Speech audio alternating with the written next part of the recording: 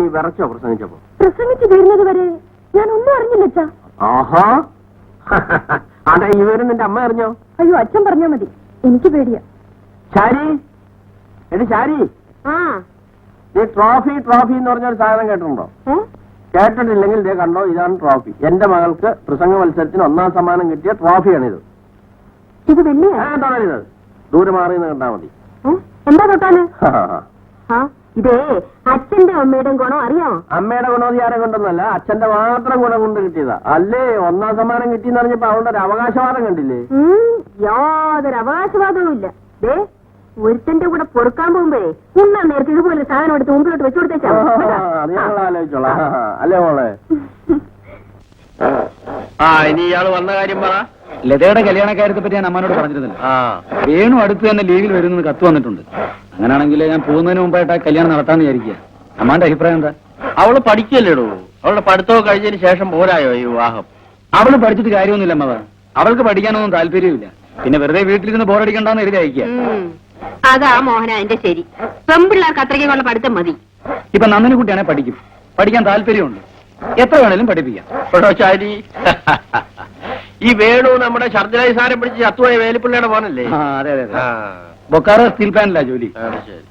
വേണുവിനെ കൊണ്ട് ലതയെ കല്യാണം കഴിപ്പിക്കണമെന്ന് അമ്മയ്ക്കും വലിയ ആഗ്രഹം ഉണ്ടായിരുന്നു. ഇനിയിപ്പോ അവള് പോയാൽ 4 വർഷം കഴിഞ്ഞ് ലീവ് കിട്ടും. നടക്കട്ടെ.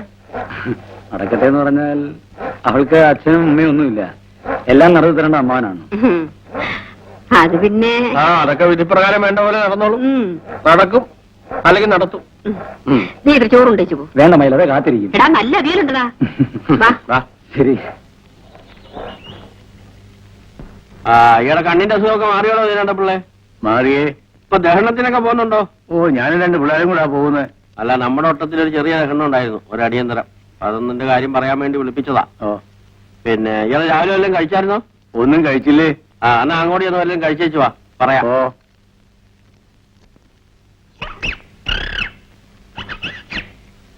പെമ്പിള്ളേര് കല്യാണം കഴിച്ച് ജീവിക്കാൻ നോക്കുക. തത്തയും കളിപ്പിച്ചോണ്ടിരുന്നാ മതി. കൊച്ചു കുഞ്ഞാണെന്നാ വിചാരം. നിനക്കെന്നെ കല്യാണം കഴിക്കാം ഉപ്പുകുട്ട?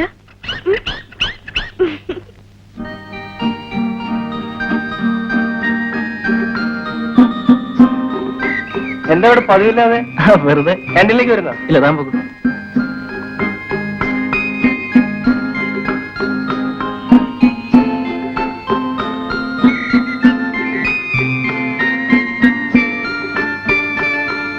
ഞാൻ നന്ദിനിക്കുട്ടിയെ കാത്തു നിൽക്കുകയായിരുന്നു. എന്തിന്? അഭിനന്ദിക്കാൻ. നന്ദിനിക്കുട്ടി ഇത്ര നന്നായി പ്രസംഗിക്കുമെന്ന് ഞാൻ വിചാരിച്ചില്ല.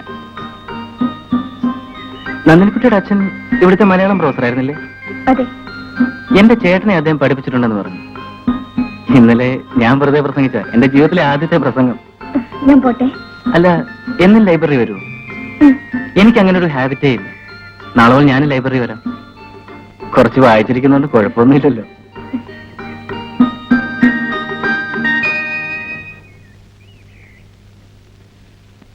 പതംഗമേ വരൂ, യുഗസഹസ്രങ്ങൾ പറന്നു പിന്നിട്ട വിഹംഗമേ വരൂ. എഴുതൂ.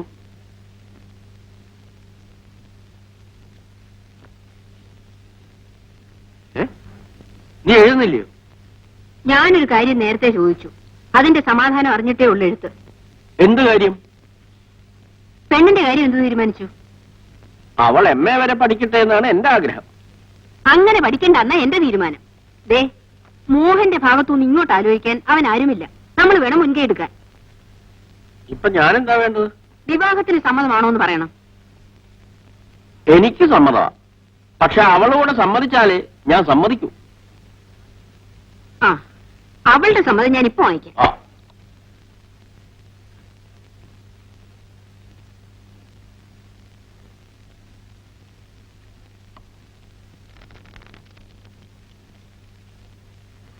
മോളെ, ഇന്നത്തെ കാലത്ത് കല്യാണക്കാര്യങ്ങൾ ചോദിക്കുന്നതുകൊണ്ടും പറയുന്നതുകൊണ്ടും യാതൊരു തകരാറുമില്ല.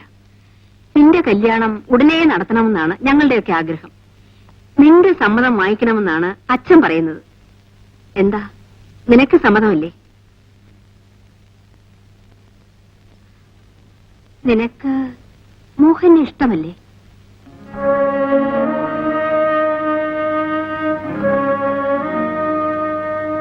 എന്തെങ്കിലും ഒന്ന് പറ. നിനക്ക് മോഹന്റെ ഇഷ്ടമല്ലേ? ഇഷ്ടമാണ്. പക്ഷേ എന്തോന്ന് പക്ഷേ? എനിക്ക് മോഹനേട്ടന് ഇഷ്ടമാണമ്മേ. പക്ഷേ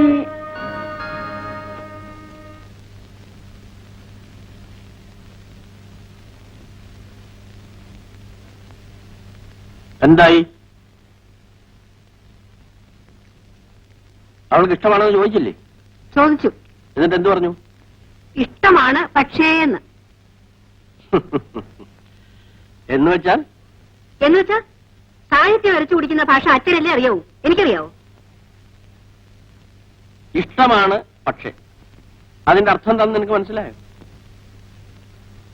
വിവാഹം സമ്മതമാണ്, പക്ഷെ അല്പം കൂടി കഴിഞ്ഞിട്ട് മതി, MA കഴിഞ്ഞിട്ട് മതി എന്നർത്ഥം. ഒരു MA കൊണ്ട് എന്തിനു നിർത്തുന്നത്? ഒരു 4 MA ഇരുന്നോട്ടെ, ഞാനൊന്നും പറയാൻ പോകുന്നില്ല. ഒരമ്മയുടെ വിഷമം പ്രസവിച്ചവർക്കല്ലേ അറിയൂ. അതിന് നീ കിടന്ന് വിഷമിക്കുന്ന എന്തിനാ ശാരി? ഞാൻ അവളെ നല്ല നിലയിൽ തന്നെ കെട്ടിച്ചയക്കും. അതിന് നീ ധൃതി പിടിച്ചോണ്ടായില്ല. നീ അപ്പുറത്ത് പോയി വല്ല ജോലി ഉണ്ടോ എന്ന് നോക്ക്.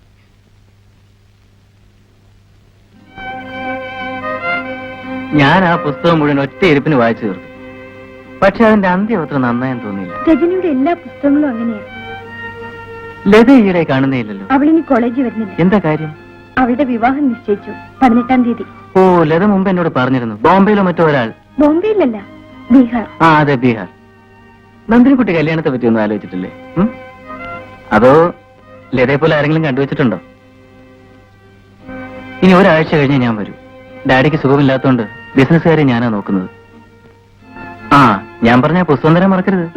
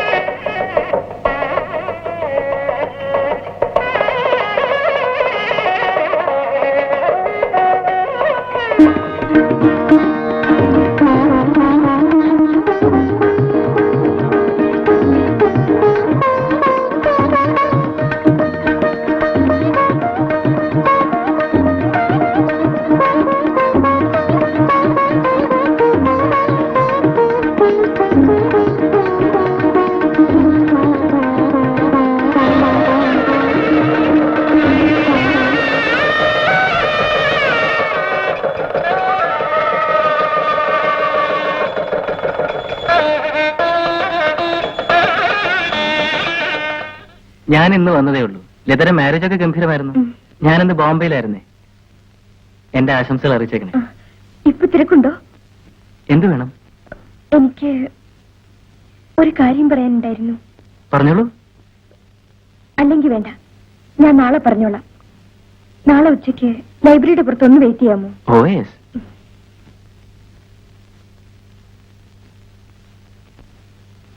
ആ, വരണം വരണം മധുവരന്മാരെ.